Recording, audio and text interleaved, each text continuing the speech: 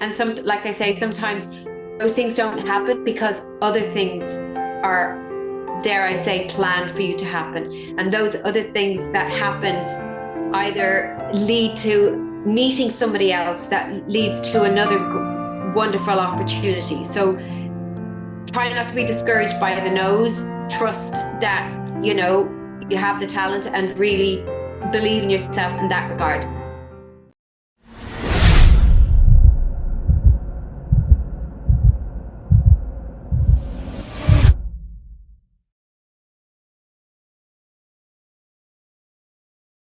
Well, welcome to the podcast today. We have Alex Sharpe with us, a good friend of mine. Excited to have you join us. And just as a little bit of an introduction, Alex is one that you probably may recognize from the group Celtic Woman. That you toured all over the world, all over the US and really all over the world. So we're excited to have you here with us today. I know you're doing a lot of other things since Celtic Woman now, but Alex, maybe start right at the beginning. How did you end up getting into music in the first place? I ended up getting into music because I was trying to get out of school classes. Nice. So my brother, when I was in primary school, which is like your elementary school, I was probably about 8. My brother said to me, he had joined the school choir, and he said, Alex, if you join the choir, you get off school half a day early on a Friday. And I'm like, sign me up. Literally, that's what I did. I was like, anything to get out of being in the classroom. So I ended up just joining the choir, and the choir director was also a teacher in the school, but she loved to do Gilbert and Sullivan productions, which are operettas. So they are incredibly challenging, difficult pieces of music. So that's what she wanted to do with a bunch of elementary school kids. So I was actually a very very shy kid, like really, really shy. I was the only girl. I had 2 brothers, but I was very, very close and clingy to my mom. But the first time I kind of got on stage was actually in a production after all the rehearsals. I felt really at home. I felt really, it was a place where I was able to feel not inhibited. It was kind of a place that I was able to escape to. And I guess it was a place where I had a sense of freedom of expressing myself, which was a huge, I guess, a release. And it was just a magical place for me, performing and being on stage, and I never thought I would end up in the industry professionally, but it was definitely a magical place where I really kind of came alive and kind of was able to escape this shyness, which is quite contradictory to what most people would think a shy child would end up doing. But it's actually quite common that a lot of performers are naturally actually quite shy and introverted. But yeah, so that's how it started. So as you were a kid, I mean, did your mom encourage you to do the choir and the music at all? Or did she say, no, you need to learn a real job? And no, anybody who would meet my mom would know she's the most unserious person in the world. My mom is a big child at heart, and she's got a great imagination. Our family are actually all very creative, although none of the family were, professional musicians or anything. My granddad would play by ear. He would play the piano, and he was a great storyteller. And my mom's sisters are all very creative, artistic, great dressmakers. So there was always a creativity kind of in the family, but, nobody had kind of gone into performing or anything like that. So it actually came, I think it came as a surprise. In fact, it was a surprise to my mom that I could actually sing.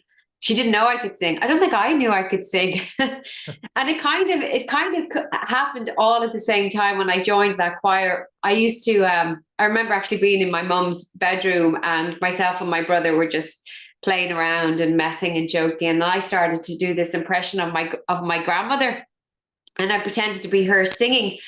And so I would do the wobbly vibrato the way she used to do it. And my mom goes, actually, that's actually not that bad. And she's tried to get me to sing properly and kind of, adapt a bit of the vibrato. And so that's kind of how I found out I could, had some sort of a singing voice, was just by, I don't know, just playing around. And so that was the first time my mom actually found out I could sing, just by by messing. So no, it was never out of a serious place at all. Yeah, that's how it started off. And I know you ended up, so you were in Ireland area, but you ended up going fairly early in your career into London and doing kind of the Broadway type of career a little bit, right? Yeah. So, well, I spent a lot of years here in Ireland. So I originally, I never knew or never thought that I would end up professionally in the industry. I hadn't a clue of how to even go about it. And particularly back in Ireland then, like when I was, you know, of that young age, there were no real theatre schools. There's loads of them now, but there was nothing really. There was one, you know, and it just didn't seem like an opportunity financially that was open to me. So I ended up, when I did finish school, my two loves were performing and traveling. So I actually ended up, I went to like a technical college to become a travel agent. So that's what I ended up doing. And I worked for a couple of years in the industry as a travel agent, but at the same time, I was still performing. So I was performing in school and I was entering into karaoke competitions or talent competitions in a local pub or whatever. And the money I would earn if I won or got, you know, came second or third, I would go on a holiday. And that was what I would do in my summers. I would go and, you know, I'd earn the money, enter these competitions, get the money to go on a holiday. So it worked out great. Yeah, so I actually had heard on the radio that they were doing open auditions for a professional production of The Wizard of Oz, and they were looking for somebody to play the role of Dorothy. And they had an open auditions. And so I went along. There was hundreds of other girls, and kind of just kept getting whittled down through the audition process, kept getting callbacks, and then got cast as in the role. And it was an absolutely incredible experience for lots of different reasons. But out of that, the production manager of that production was opening up an agency at the time. So I got an agent, which is really vital if you want to be seen for stuff. So I ended up getting an agent, and I actually spent 8 years in Ireland working professionally before I went away to London. I'd been back and forth and auditioned for different productions, but I'd get callbacks, but it never kind of came to anything. And then when I was 27, I got cast as Eponine in Les Mis. So that was kind of like my first exit from Ireland. But it was wonderful to be here for those 8 years, because it's quite a small community here. It's a small city and country. So I kind of got the first-hand experience of doing lots of different types of performing. I would do a musical theatre, or I would do concert, or I do pantomime, or I would do cabaret, or I would do some recording work. So I really kind of got to hone my craft and, you know, just kind of learn different skills on the job and learn from seasoned professionals that I would be working with, which was hugely beneficial, like really, really beneficial. Just watching all these people who'd been doing it, veterans, you know, at their art for years.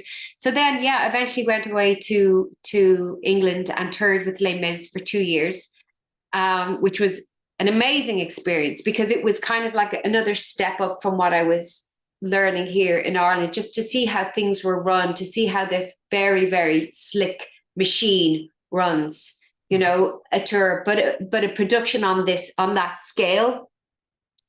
So, and also learning to maintain a level of performance for like 2 years, 8 shows a week.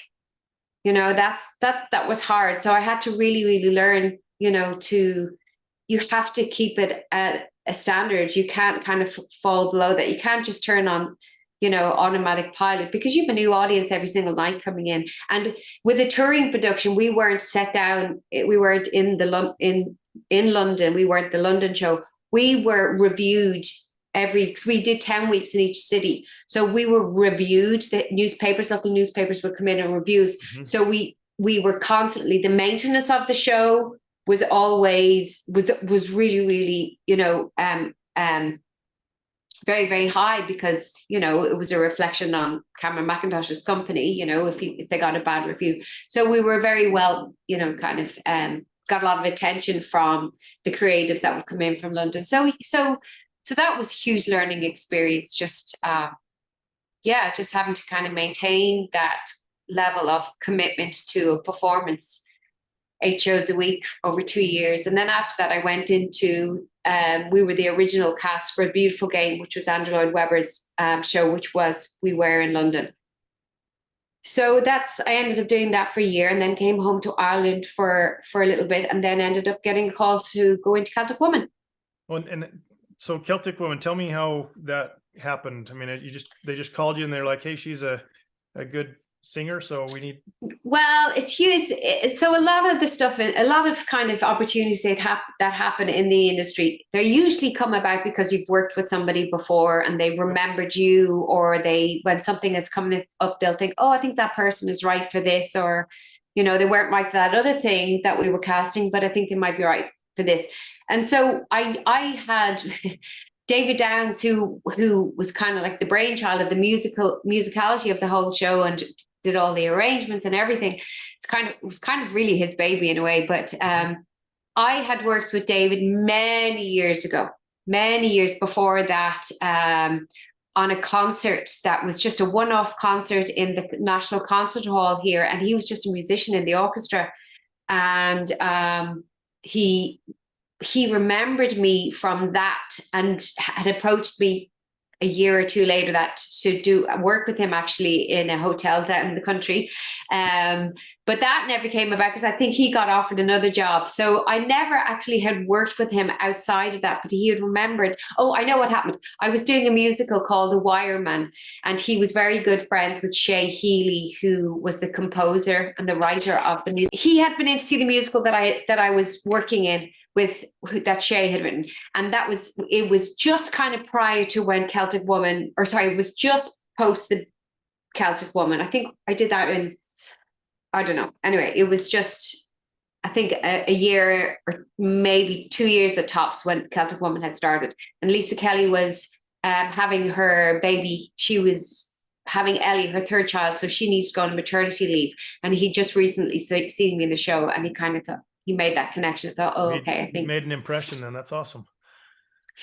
Well, he remembered me, that's for sure. Yeah, I think they were. I think they were a little hesitant at first. I don't think they knew, because he hadn't actually really worked with me on a production yet. But yeah, it worked out good. So that's how I ended up getting involved with Celtic Woman. And I was only supposed to just fill in for Lisa for her maternity leave, but it ended up being something that was long term because Orla Fallon left, and so I ended up being there full time. Got it. And how many years was that? You guys went on tour, I know the US, and then you did. I did Asia tour too, right?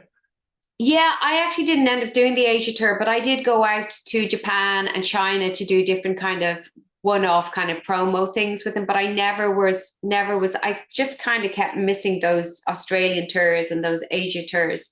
But like I said, I did go out to do some promotional stuff where we were just doing concerts out there, but I didn't tour with them outside of that. We were just all in the US, but I did 3 years with them full time, and then I went back in 2015 for the 10-year reunion, and then back again in 2018 for I was filling in for Susan. She had a family emergency, so I filled in for that, and then we did a private corporate event for them as well. Myself and Lynn did that. I think that was, I want to say 2019. So as you look back, I mean, 2 very different experiences. You're doing kind of the Broadway productions, and then you're doing a concert on the road where you're moving often. I mean, what things would you, if you were in front of a college class and talking to somebody like, okay, here's what it's like here, here's what it's like in the other, is there a big difference or things you wish you would have known going into one or the other that would have been helpful to know up front?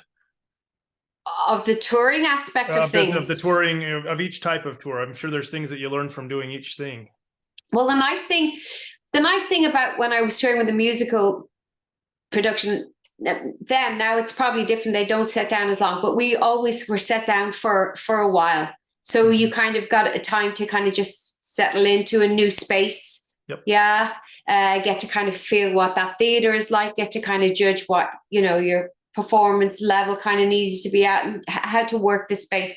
Whereas with Celtic Woman, and it was actually more restful because you got to go home to the same bed every night. Once you're touring with, you know, something like Celtic Woman, you're kind of moving on every night. So your space is changing every night. Your the theater that, or the arena that you're performing. So I had to get used to in-ears. You had to get used to just a very different way of using my voice, even, you know, just a very different acoustic with doing a musical theater show as well. But so getting used to that. But once I got used to the in-ears, then it didn't really change. The sound didn't change in each venue for me. So, but that was an adjustment.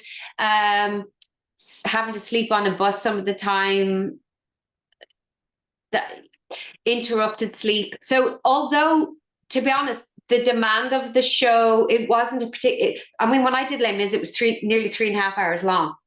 It was a long show. And we also played ensemble before we turned into our actual characters. A lot of people don't know that in Les Mis, you always play ensemble, and then you've got a couple of scenes, you change costume, and then you go into your principal role. So it was a very physically, very, very demanding in that way, the actual show. Whereas Celtic Woman itself, the show wasn't as physically demanding or even vocally as demanding.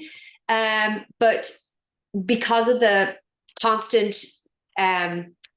sleeping, changing every night, you might get on the bus and travel for 4 hours and wake up and go into a hotel, or it might be 2 hours, or it might be 6 hours. So it was constantly changing, and that I found that quite demanding. So you really have to look after yourself, you know, on a tour like that. Like, as people would say, like the Celtic Woman tour was like a rock concert tour.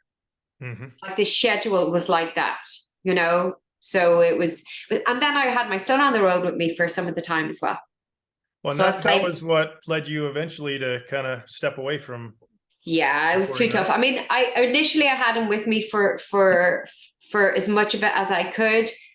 And we had it when I was full time, and then we had a tutor on the road. But then when he would go back into mainstream school at home, it was very difficult for him to kind of just adjust. And I was just feeling guilty, and I just didn't think it was fair on him. So then on the very long tours, I'd have him come out for kind of maybe halfway through it, but they were like 3 or 4 month tours sometimes.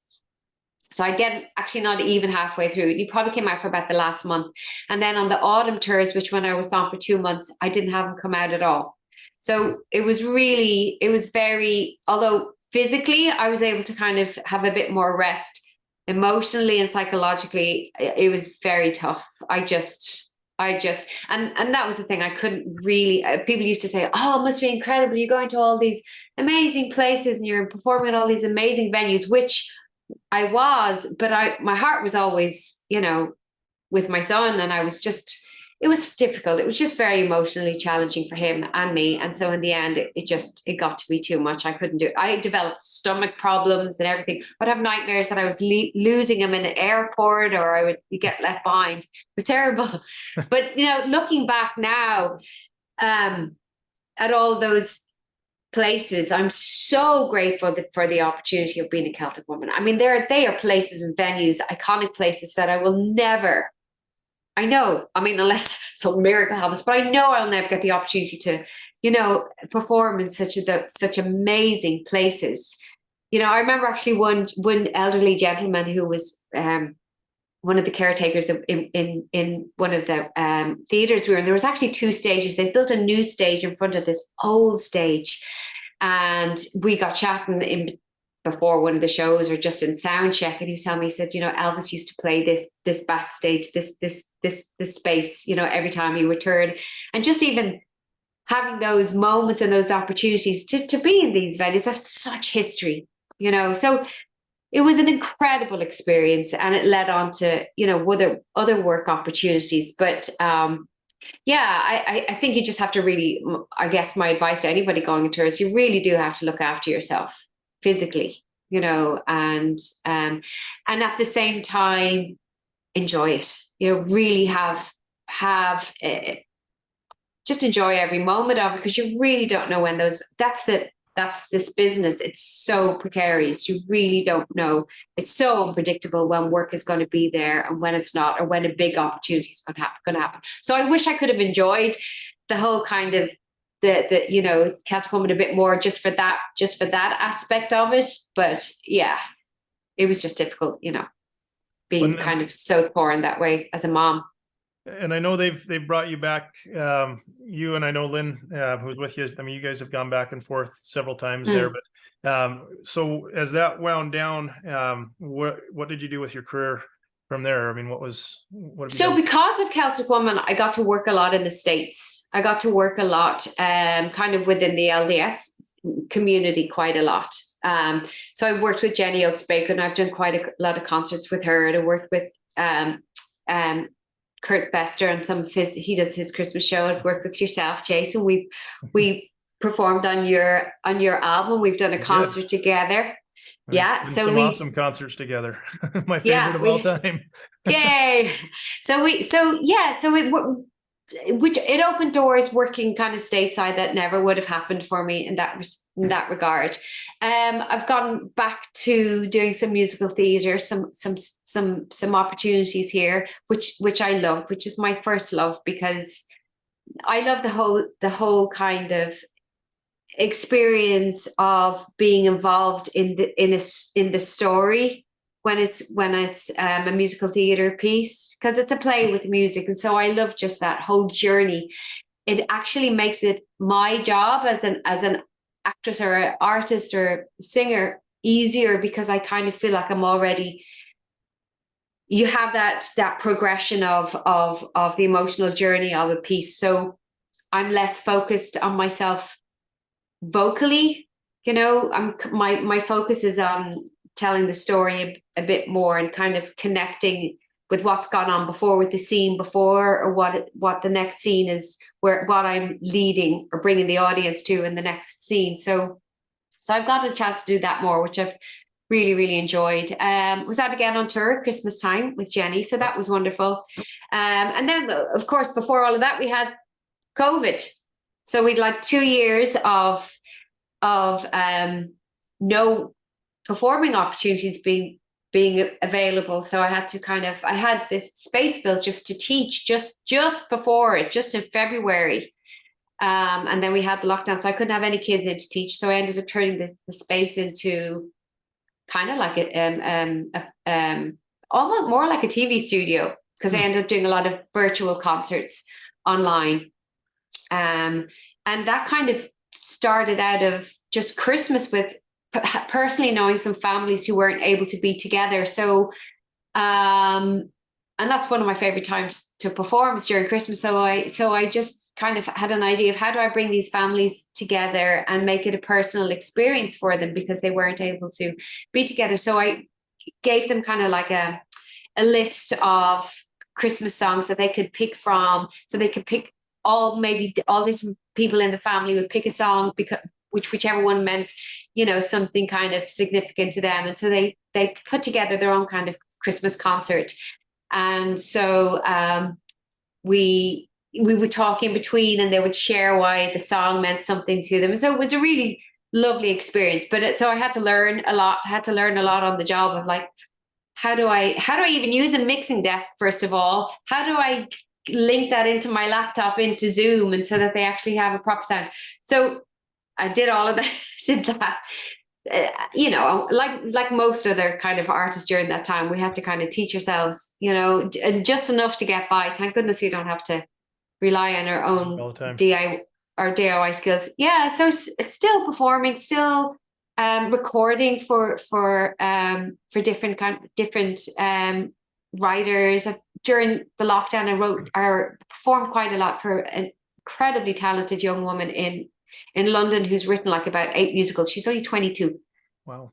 And she's going to be huge, but had an opportunity to record some of her stuff. So still doing stuff and still performing like whenever somebody wants me to. I think one of the things you said earlier about bringing in the story into your music, and I think as I had the opportunity to spend several weeks with you recording on some projects with my music, but I always found interesting is you didn't ever get kind of frazzled about the music part of it. It was more, and when you talk about the story, that actually makes a lot of sense. When we were in the studio, we were working on Evermore Park, the theme park, soundtrack. And I think one of the things that was really fun to watch is Chuck would come to, we'd be planning on maybe doing one song, and all of a sudden he'd have a, squirrel that we'd chase. Hey, let's sing this werewolf lullaby, or let's sing this banshee thing, or, all these different locations. And what was interesting is you and your team that you brought with you from Ireland for that project was able to just immerse yourself in the story. And I think as you're explaining that in that way, that makes way more sense how that soundtrack of Evermore Park came together. And then I know there was the opportunities, we didn't even mention about Stories of Hogwarts, the Harry Potter soundtrack. When we were working on that, the Evermore Park, that was kind of the beginnings of Chuck working on the Warner Brothers project for Harry Potter's Hogwarts Legacy, which how cool is that, right? When it comes to I know stories. it's kind of funny, because at that time we didn't, I don't think we were really sure where anything was going to go with it. Mm-hmm. It kind of felt like it was just a bit of an experiment in a way. It really was. It was 5-6 years ago. The idea was, hey, this video game is going to happen. You can't talk to anybody about it. You can't say anything, but here's kind of an idea that may or may not ever happen. What if you had a troll come in here? What if you had, just this, but what was neat, I thought, about it was the magical part of it. And where you guys have the cool Irish accents. That made it all the easier to make sound real. But it really was. We were kind of throwing ourselves into this story that hadn't been written yet. And yeah, it was a lot of, it was like improv. It really was. It was literally like improv. And I think Chuck knew what he was hearing. He knew what he was hearing in his head. He knew what his idea was and where he wanted to go with it. And so I guess trying to communicate that to all of us, so it was just like, it was scary, because it was just like, definitely challenging, but he was great that way. He was able to kind of steer things once he started his ear was picking up on what he was hearing. He would kind of hone in on that and go, yeah, that's it, kind of more of this, and let's go this. And then he would start to explain things technically, musically, and I'm like, I think out of the three of us, Lynn was certainly the one who had all of that kind of theory, and I was just like, it's going over my head. It's going over my head.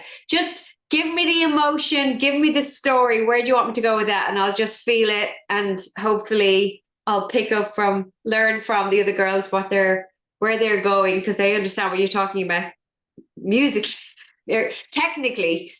But we call it techno babble when people get all excited and everybody else's eyes glaze over. Oh my God, there was a lot of those moments. There's a lot of those moments where my eyes glazed over, for sure. The one thing, and I think this is a good tip for musicians, is when you get thrown into these maybe scary situations like you talked about, it wasn't, it was out of your comfort zone. You feel, I think a lot of times people that are performers or singers, or, you have this imposter syndrome that I think sometimes plagues you. I'm sure there was many times where you'd be up on that big stage and, you think, well, why am I here? I'm not as good as this person. How do you... Do you know what though? The funny thing is that didn't hit me until much later in life. Really? I think when you're younger, because I think when you're younger, you don't know any different. So you're just going pure instinct. You don't have anything to compare yourself to. You don't have a past of yourself to compare yourself to, and you haven't been out in the industry long enough to kind of really be influenced or affected or compare yourself to anybody else. So for me, when I was younger, it was a lot more, I was less worried. But I'm going to come back to what you're saying, but here's something that I did learn over the years. So I was great on stage. I was great. I could deliver on stage, but in the rehearsal process, I was very inhibited, because it was an imposter syndrome that I had, but I was really worried about what my peers would think, and so that shy girl would come back in a rehearsal space. And I think it was not helpful to a director and my fellow actors on stage, because my performance might quadruple when it came to actually performing, because that was my safe space when it came to actually having an audience in front of me. But in rehearsal, you know, then they were like, whoa, you know, they had to react to this other kind of performance I was giving on when it was kind of a live performance. And so, and that would be difficult for a director as well, because it would inform how, you know, how the scene would play out.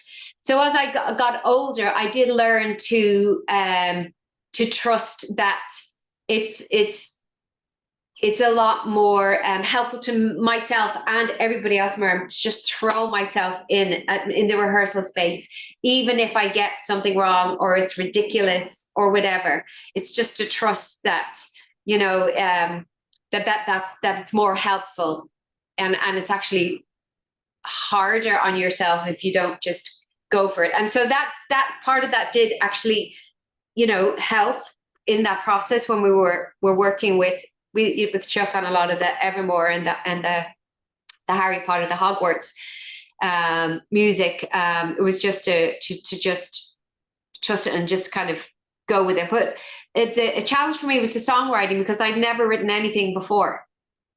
And so to suddenly, and I never even attempted to, because I just thought that's not my strength. You know, I know what my strength is. My strength is my performing and my, you know, and I know that I can sing a bit. So I know that that's my thing. So having to do that wasn't something, that's not something that comes naturally to me. So that I found that extremely challenging for the Evermore project, was to sit down and actually to do that. And it was a much lengthier process for me than I think it was for the other girls, but it was a really good thing to push myself to do. So there are a lot of really good challenges as part of that whole experience in lots of ways, lots of other stuff. But what I think is really awesome, and probably one of the main reasons you're successful, is you've put yourself, you haven't been afraid to dive in to learn something new, or, you know, try something. I think there's some people that just think, oh, I can't do that, and so they don't ever even try. And I remember watching you write some songs. I think some of the best songs that were written probably as part of those projects, I think a lot of them came from you. I think of the Celtic Dreaming project, and we had that Christmas album that you'd done. I think it's Shooting Star I think that was you that wrote that tune, wasn't it? Yeah. I mean, that one's, I think, still a hit. That's somebody's going to find that someday, and it's end up on some TV show. That song is awesome. That would be a miracle upon a miracle if that happened. But you know what, though, I do think having just so much, I still don't think it's a talent of mine to songwrite, but I think because I had spent so many years being around and it being in that environment of kind of learning and recognizing in myself when something is working, or when you're kind of hitting the zone, do you know what I mean? So right. I think the years of performing kind of helped me in that process of writing, and kind of feeling it in my body when, you know, if you know, the next part of the verse was the right place to go, or if this was the right place, or musically, whatever, because I have no music theory either. I barely read, you know, so I mean, literally me doing those songs was literally me just singing into my phone, because I couldn't even play any. I remember you used to call them, you're the first person that I think you called them the dots, you know. The dots, yeah. The dots. The music, I think it's an Irish English thing. Yeah, the dots, the music. So I mean, I can follow them, but I can't, you know, really play. So yeah, so I was grateful to that I had kind of the years of experience when I was kind of thrown into a position like that to have to do, because I had to call on other skills that you know, where I was falling short, you know, on in other ways to be able to do it. It's still not something I sit down and try and do, though, because it's not something that comes naturally. It's still hard work for me to do that. Right, and I know in the future, I mean, you've talked about, we were talking earlier about what your big dream would be, to be able to go and just perform and go around the hotel. I mean, you should share a little bit about that. I know, because it's so unambitious, but I think it's a sign of age. I think it is a sign of age. Like, like a dream job now to me would just to be singing in a beautiful hotel on the beach, just a nice piano bar where people are just eating their food in a restaurant, and I'm just background music, and I just go and do a couple of hours, and then I spend the rest of the day on the beach or exploring. And yeah, I love that. That would be lovely. I would quite happily spend a month in one hotel in one country and then just travel on and just be, yeah, just the background noise. That would be lovely. And I could sing all the songs that are just not self-indulgent, but just, you know, the guilty pleasure songs that you don't necessarily always get to sing, or cruise ships. I'm hoping to get out in the cruise ships. So then I can combine my traveling. You can do the traveling, and you can be the singing travel guy or the tour guide, right? I know, but I'm getting old as well. So look, I need an easy gig. Well, I've got an easy gig for you down in Costa Rica with my team. Anytime you want to bring a group down there, you can. We can make it happen. So what am I going to do? Just get a bunch of people to come hang out with me? We'll do a girls trip for you. You can come down. We'll bring a girls trip, and I don't know, 10 to 20 people. I've got friends down there. They take care of everything. You can go sit in the hot springs at the volcano and finish the tour down on the beach with massages, I guess. Right there's the invitation to all of those moms and daughters who want to go on we'll go on.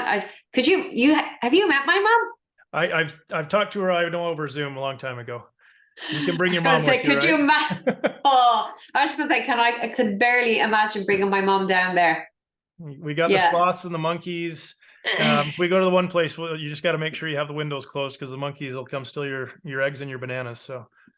Well, I don't mind the monkeys coming and stealing the eggs and the bananas. It's the spiders and the snakes, and it's all those big things that I would freak out about. I've only seen 2 snakes in about 12 trips down there. So, and we were actually looking for them. So that was why we found them. So I know, but see, I attract the things I'm scared of. It's true. Yeah. Every camping trip, or every time I've gone somewhere in the States where there might be bears around, everybody goes, "Oh, we never see bears here. We never see bear." My first camping trip in Lake Tahoe, a bear was circling our tent at nighttime because the people who were camping beside us left dog food out in a dog bowl for their dog. So the bear was circling. And then and 2 other trips after that, a bear went past me and my son at a restaurant. I had to take him down because he was a lot younger, so we needed to have a bit of a chat because he was kind of misbehaving, and a bear just went past us, and I couldn't see properly because it was kind of twilight. I thought it was a big poodle. I thought it was a giant poodle, and it literally ran past me and my son. We both just went silent, and at the same time we looked at each other and said, "That was a bear." So I need to attract things that I'm scared of, or people say I'm never going to meet. Well, if you do want to be a tour guide, you don't sell it with telling people about snakes or bears or other. We'll talk about sloths and cuddly monkeys but yeah, no. Well, okay, well, we'll definitely do the sloths because I identify as a sloth. I don't identify, but if I was an animal, I'd be a sloth. That's for sure. So last question for you. So if you were in front of a group of college kids and could just, you had a couple minutes of advice to give to somebody who's thinking, do I want to go into the music as a career or not? Or just advice in general, what would you tell those kids? There's kind of there's a lot, but first of all, you're gonna be told no a lot. You're gonna receive more no's than yeses. Yeah, that's part of the industry. It really, really is. But the things that happen generally because they're the right things to happen. And the things that, you get a no to is generally because there's a good reason, and not to take those rejections as, don't take them personally in the regard that you're not good enough, or that what you have to offer isn't enough, because there's generally other reasons that have nothing to do with your talent. There's other things that really have nothing to do with it. And like I say, sometimes those things don't happen because other things are, dare I say, planned for you to happen. And those other things that happen either lead to meeting somebody else that leads to another wonderful opportunity. So try not to be discouraged by the no's. Trust that, you know, you have the talent, and really believe in yourself in that regard. Also, if I was doing again to myself, I would tell myself not to be so scared, like in the rehearsal space or whatever, and to just really trust my instincts and not be so afraid in that regard, you know, to really trust your instincts, and try not to compare yourself to other people, because, you know, yeah, maybe somebody else can sing higher, or maybe somebody else can do something vocally, or they can do something else. You have to, I think it's really important to recognize early what is individual about you, and to embrace that, and to know that you bring that and nobody else can bring that, you know, to a performance or to whatever it is. So it's really recognizing and embracing what's different and individual about you. And that's something that's really special that nobody else will have. But it doesn't mean that you don't ignore the things you might need to strengthen, you know, and just be aware of what needs to be worked on, where your weaknesses are, you know, because we can always be doing better in those things. Yeah. And to try and not take it too serious, have fun, try not to take yourself too serious, and really enjoy it, and enjoy people, you know, and enjoy what you learn, and really have fun, and enjoy the process, enjoy the journey of it, and don't take any of it for granted. You know, you really don't know when those opportunities, particularly in this industry, are going to come again. But one little thing I will say, if they don't come, there's more than just one thing that you're good at. There's other skills and there's other talents that you know, that you can develop if those opportunities don't happen, you know? So I think that was very clear during the lockdowns. You know, it's like all these artists say, oh, I can't do anything else. Well, actually, you've just never had to find out what else you could be good at. Yep. But we all, you know, had to kind of really look underneath the bonnet, or you call it, what you call it, the hood. The hood. We all had to look underneath our personal hoods and go, okay, well, what else is kind of in this, you know, this tool bag of what, you know, I'm made of, that maybe there's something else I can develop. So I think that's important, that we don't just kind of limit ourselves to just thinking that that's the only thing we can do, but to develop as much as we can in ourselves, I guess. Awesome. Well, a lot of value bombs right there you just dropped. Hopefully people were listening and go back and listen to that again, because I just want to tell you I appreciate all of the friendship and just all of the fun things we've been able to experience, I know, together. But it's been really fun to see your success as well, and just see how I appreciate. You've done well. Thank you for the opportunities, and thank you for believing in me and giving me those opportunities too. I think there's lots of bright things in your future. If you ever got to Utah, I don't know about that. you got an invitation to come. We'll do a house concert here anytime you want. We'll come do a dinner house concert, and hopefully we'll sell it out for you. So okay, yeah. Well, I'm due to be back out there again November, December. That's a bit of a crazy concert or crazy tour, but I have my work visa, so I'm able to come there anytime again. Well, when you're ready to get out of Ireland, I know it's a good place for the next few months, but when you're ready to have a change of scenery, give me a call. So, will do. All right. Okie dokie. Yeah, no problem. Thank you.